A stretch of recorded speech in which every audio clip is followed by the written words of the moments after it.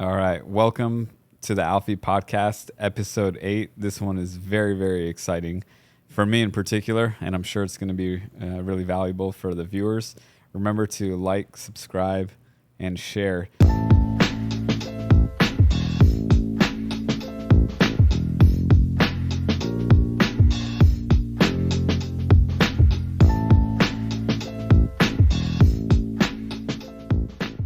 Today we have a very, very special guest, Lexi. Hello. And her father, Mark. Hello. Lexi, I don't know if you know this or not, but you are patient number 0 for the all custom jaw surgery. Wow, that's pretty cool. Did you know that? I did not know that, no. Yeah. At the time when I saw you, I knew that we needed to do a special operation. And the technology before then would have made it a 10 to 12 hour operation. And we would have had to take bone from your hip and make a big incision through the neck. And I didn't like any of those options for you. So being in the medical center and around other types of surgery, there was a new available technology of custom printed titanium guides, which were very low profile. Actually, you can see it right there. That's what the guides look like on that skull.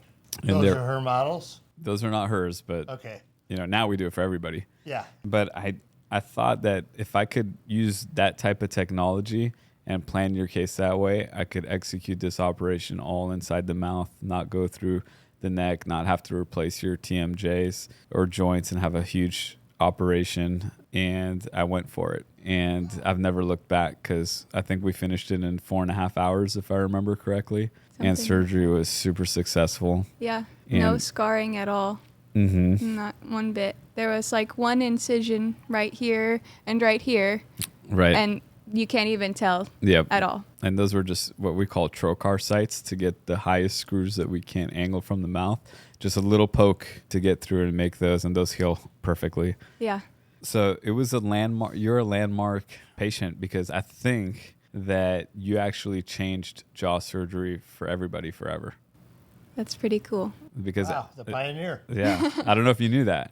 I did knew not. she was the first, but I didn't know that this was going to change the whole. Yeah, because since then, Process. it's been how many years now? Since 2019. So About 5 years. 5 years, yeah. It's not that So long ago. yeah, so No. 5 years. But since then, I've done every jaw surgery case is custom, and we've been helping develop the designs and techniques, and lecturing all over. And now a lot of people are using this technology for jaw surgery. And I think in 5 years from now, everybody will be utilizing it. It's Have going to you be the refined standard the of care. process? What was that? Have you refined the process? Oh, yeah. We're Yeah? getting better and better. Now I do a double jaw surgery in under an hour consistently. Wow. Oh my gosh, that's insane. I know.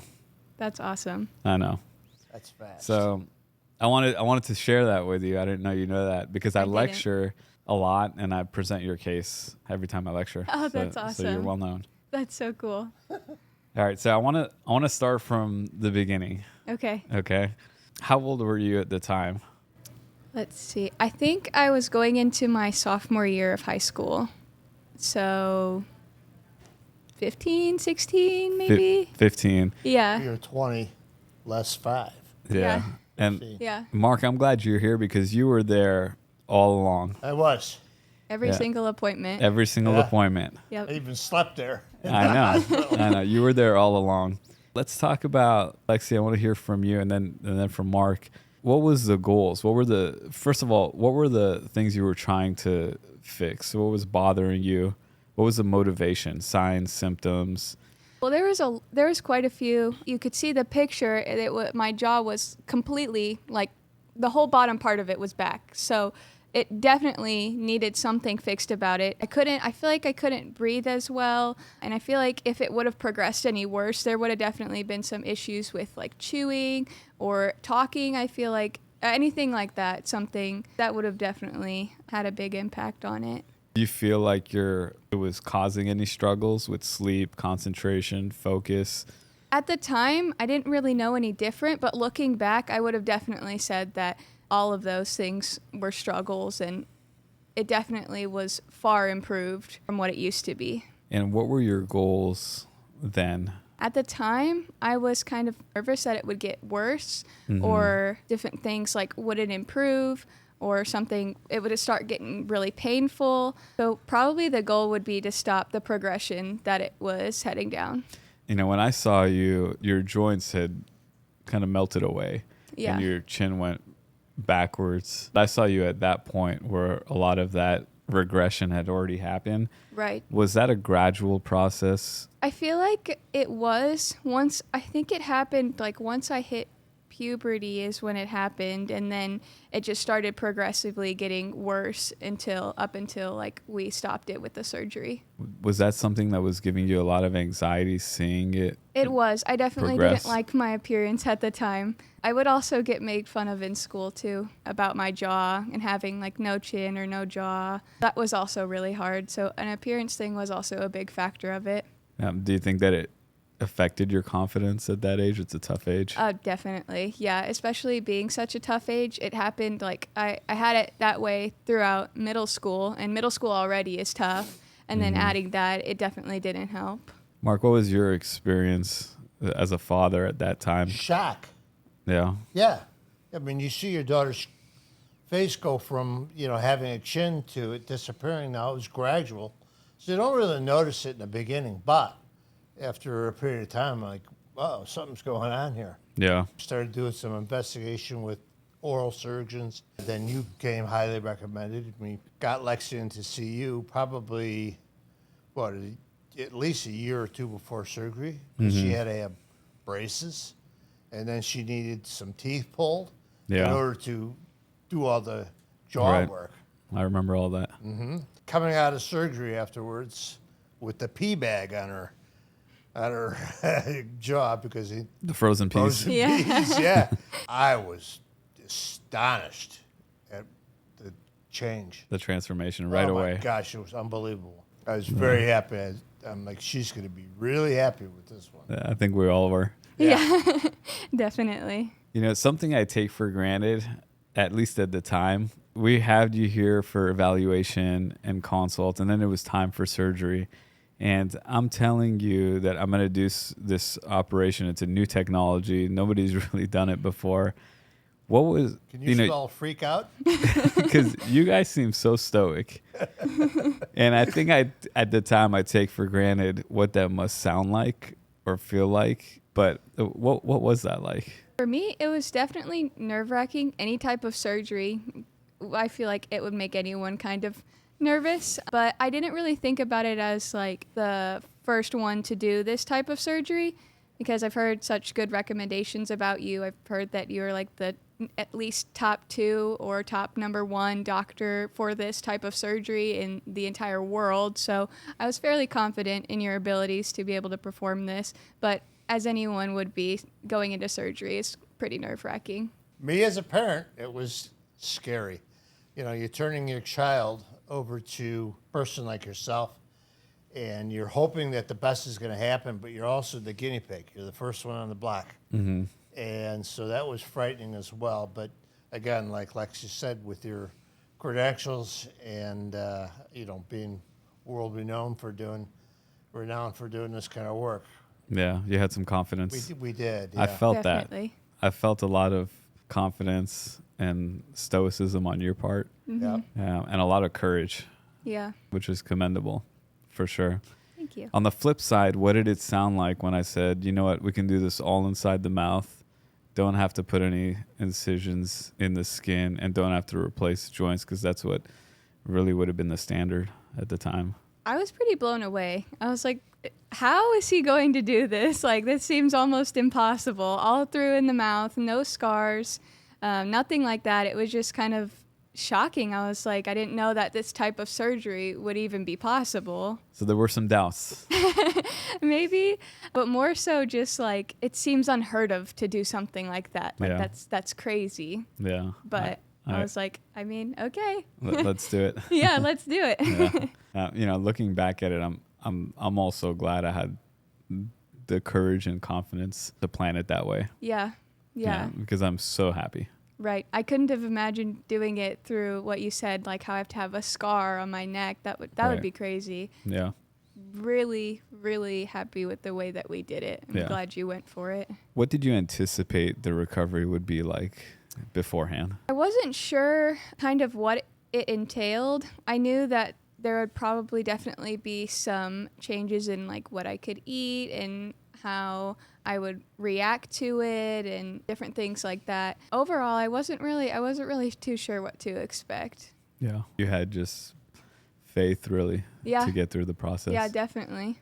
That faith and a lot of prayers for sure. Looking back at it, I don't know, it's been 5 years, but can you walk us through what the experience was like, day of surgery and the first couple weeks? So I do remember having the surgery very early in the morning. Pretty sure we did it something like 6 or 7 in the morning. And I remember my dad taking a picture of me in my little hat and the gown and everything. I got tears in my eyes saying, take care of my all little the girl. PPE. Yeah, I was definitely crying because I was nervous. I'm nervous to go into any surgery though.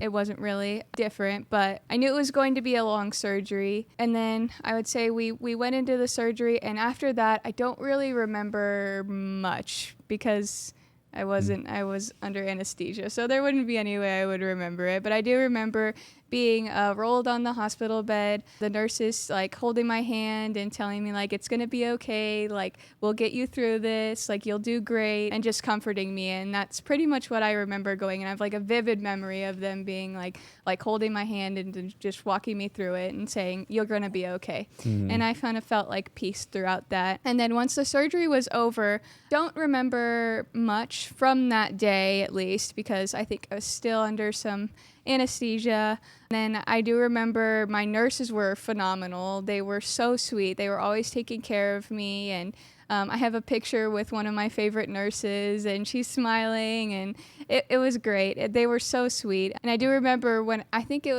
might have stayed overnight, 2 or 3 nights, and then I went home, and my parents got like a little spot on the couch all ready for me. I had my blanket. They made me a smoothie. It was honestly, I feel like it was a really good memory. Yeah, the food was delicious. Yeah, definitely lots of smoothies for sure. Yeah. Lots of smoothies and pureed soups. Pureed spaghetti. Pureed everything. Don't puree spaghetti. I don't recommend it.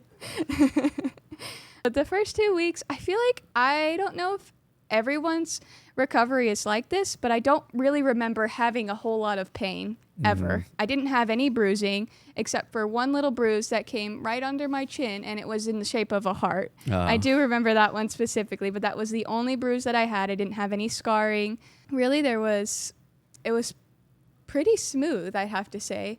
Yeah. It was, the harder part of it was figuring out what I could eat and how to make it good and kind of things like that, and like what we can do to make this better and like healthy and stuff like that. That was probably one of the hardest parts. And then the swelling, of course, it took a few months to go down, but I feel like that's expected though. Yeah. So, Definitely. funny story, she gets to school after all this, and there are people that did not recognize her. Friends. My friends, my whole volleyball team Really? was like, Lexi? Is that Yeah. you? And they were like, you look so Major good. transformation. Like, I didn't even recognize you. Yeah. It was pretty funny, actually. I had people, they would look at me and be like, hi. And they're like, Who are who are you? I don't recognize you. Yeah, exactly. Yeah, that's awesome. What was that like? Was it challenging seeing such a change? I feel like instead of challenging, I felt more confident. I was like, Yeah. I feel like I look better. Like I actually really like how I look. I feel like I can smile, and like it was kind of fun, like having my friends like be like, wait, who is that? Like, who are you? I think the biggest challenge was you not to play volleyball. Yeah, that's right. I remember Yeah, that. that was Biggest tough. challenge. That was You were definitely competitive. tough. Yes, yeah. Yeah, that was definitely a little bit tougher because I was out for a while, but my coaches understood, which was nice. Yeah. It was just like, I want to get back on the court. Yeah. You're like, not yet. How long was it before I gave you the green light to go back? I don't know. I I think it was know. 12 weeks. I think. That sounds about right. Yeah, I would She- think. That's she had what I would 6 in the say. summer, Yeah. And in volleyball, it usually starts up right in the beginning of the school year. Yeah, I do remember I started off slow with some private lessons and kind of just get back into it, not with anyone else around me. It was just me and the coach. And then I kind of started getting back into the competitive whole team thing of it all. But it was definitely nerve-wracking to get back into it because I was like, well, now I have like this space, I have to protect it. Like Yeah, I that was tough. can't sure. let any volleyballs hit it, or I dive on the understand floor that. and then I don't know what's going to happen. But it was tough, and it took a little bit to kind of get over that. I feel like I still haven't, though. I just want to protect it. I Protect it at all can't ruin costs. it again. Yeah. Do you feel like your ability to focus in school changed at all? Did you become a better student? I would say so. I feel like I've always been kind of a good student, but I feel like it is a little bit easier to kind of focus well. And I would say, especially with volleyball, I definitely had an improvement there because I felt like I could breathe a lot better. There was more, the bigger space in my airway, so I could actually get like that full like breath. And I remember when I first got released to run, I just kept going and going, and I was like, wait, this is not what I used to be able to do. Like I would always push myself to go like as far as I can, but I would do stuff that I've never done before just because of how much can better breathe. my airway was and the breathing was. Did you notice that in your sleep? I would say so. Yeah. I feel like I've always been kind of like a mouth breather, and I feel like that was able to kind of also help as well. Just like opening that airway. Like you never realize it until like it's not occluded, but almost like your airway's almost occluded in a way. And it's just like you can't breathe as well. And you don't realize it then, but like all the differences and the changes you see now, you're like, wow, this is like much better. I didn't even realize it at first. Yeah, because at the time that was what you knew. Yeah, exactly. It's all she knew. It's all she knew. Yeah. Any unexpected outcomes of the surgery? I feel like there was one, and it was just like the swelling. I wasn't sure. I was like, my dad, he would tell me, he's like, no, you like that's going to be how it is. Like, and I was like, oh, okay. I mean, I was fine with it because the jaw and everything looked great. I was just like, my cheeks are a little swollen still. I wonder if that's going to like go down. And eventually it did. And I would look at pictures and I was like, oh, I thought that's what I was going to be like, but it was a completely like different like change after that. And I was like, wow, like I didn't expect it to be like that. So I did think that swelling, it did take a little bit longer than I thought it was going to go down. But in reality, I didn't really know what to expect. Right. Yeah, it was a big change. It was, yeah. How long do you think it took before you found your new normal? I'd say maybe a year or less. Yeah. Yeah. But by then, I was kind of getting like released for everything. I was able to kind of start eating or chewing more foods and kind of get back into that. Because I know so I had the surgery at the very end of July. I think in October, it was the end of October is my birthday, and I was like, I wonder, like I kind of wanted to cater Chick-fil-A. I was like, can I eat the chicken nuggets yet? And I wasn't quite able. I was like right on the edge if I was able to yet. But after that kind of started happening, I feel like I was able to get released for more different foods and stuff that I could just go back to kind of like that normal state. Any lasting effects with speech, chewing, nerve sensation? I don't think there's not a single one. I think it took a while for my sensation to come back in my chin. And you said that might not even ever come back. But I feel like it has fully come back definitely now. If not, it probably came back, I feel like, a few years ago. So that one took the longest, but I wasn't bothered by that. And that's really, for what it's worth, I didn't really care if that came back or not. Right, It wasn't important. Yeah, you felt healthier. Yes. Yeah. And happier. Definitely. Yeah, definitely. I know at the time you said you wanted to be a nurse. Yes. I remember that's what you told me. Yep. So give me an update.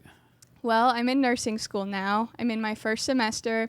I finished 2 classes already. I'm in my next 2 that will finish around December 13th-ish.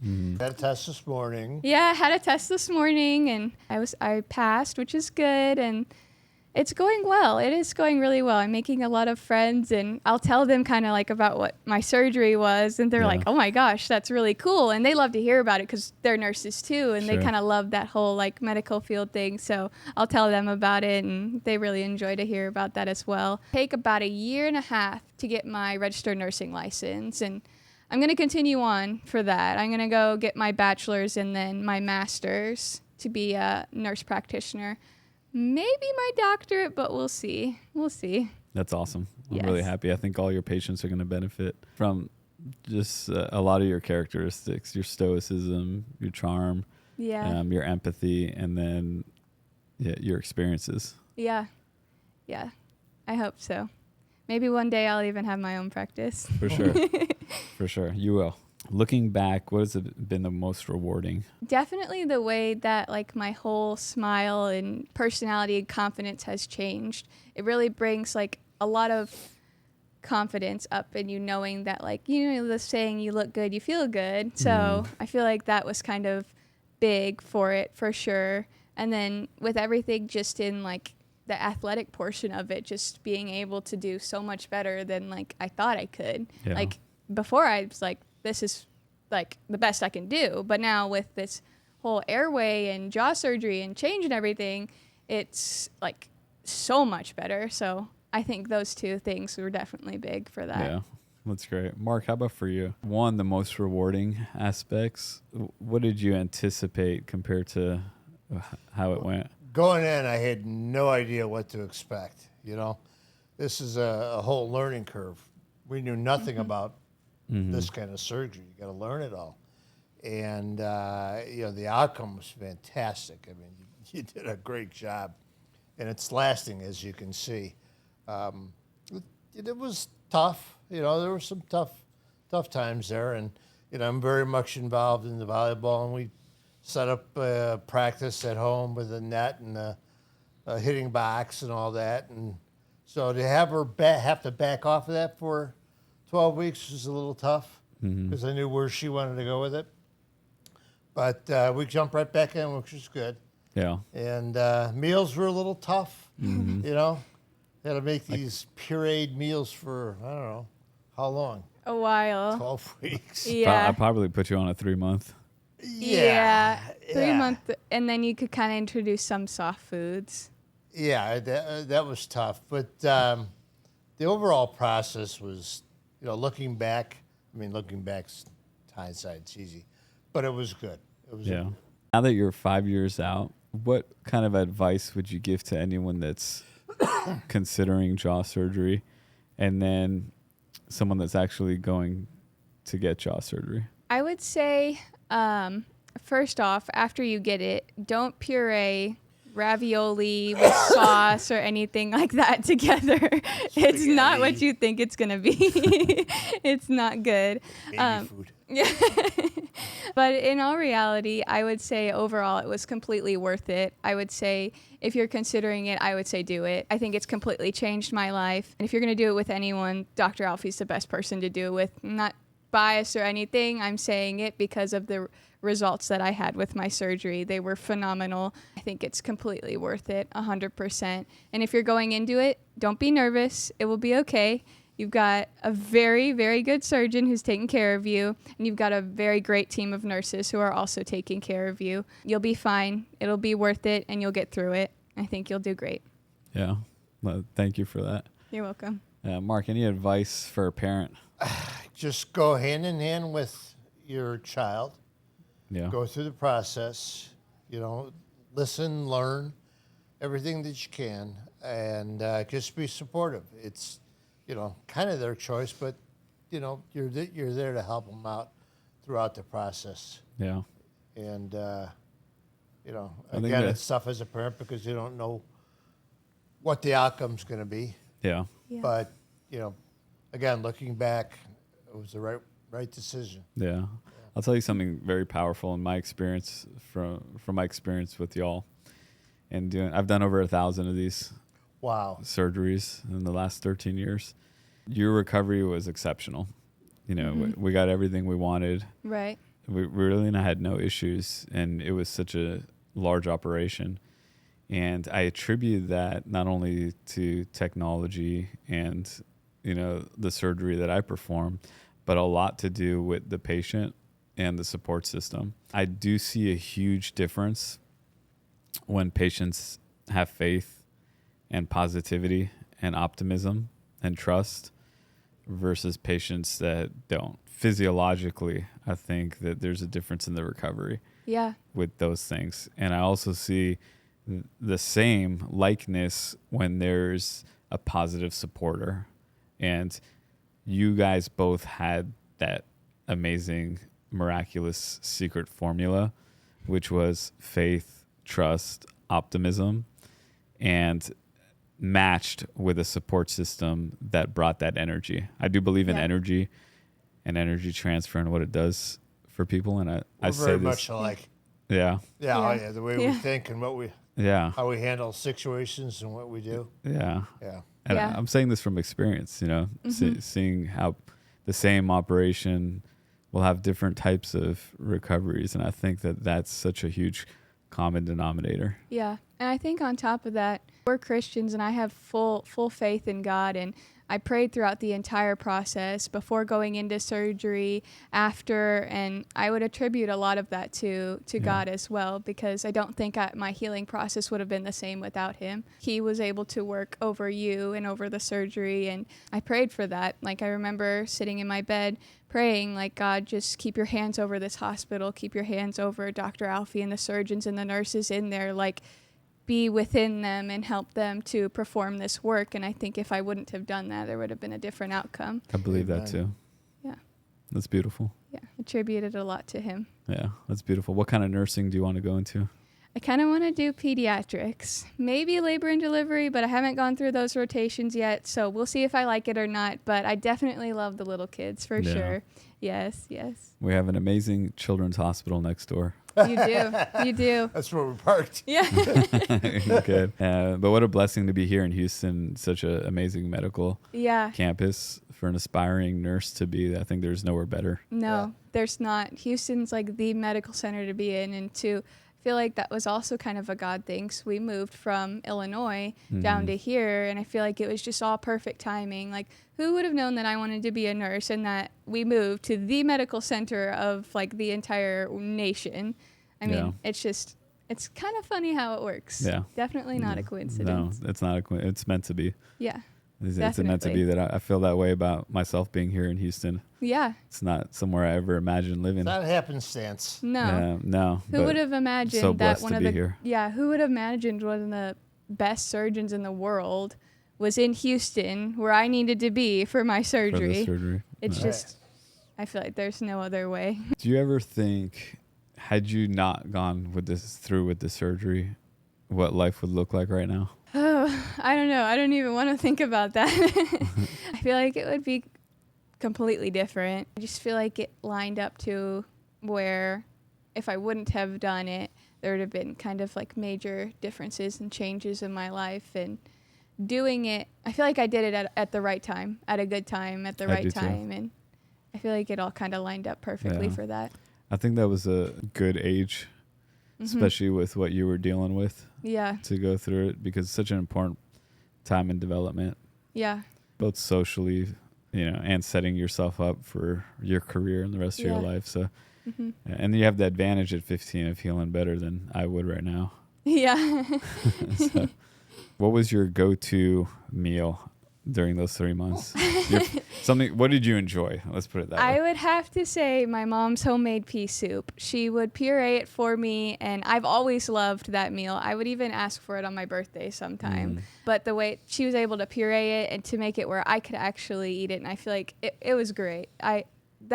And then smoothies as well. Smoothies are our go-to for sure. Maybe with a little bit of protein in it, so I'm not just drinking a smoothie every day. You didn't like my spaghetti? The blended not spaghetti? When it was pureed. It doesn't taste like what you think it would. Do you still enjoy pea soup and smoothies, or are you done with it? I do. I do. It took a while because I ate it all of the time, so it took a couple months for me to kind of be like, okay, I guess I can eat it again.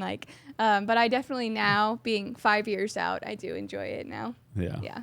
In the spirit of this podcast, I'll start with you, Mark. Who's the greatest basketball player of all time? You don't have to look back there. Michael Jordan. Come on. He's sure. He's a good second, though. They are from Illinois.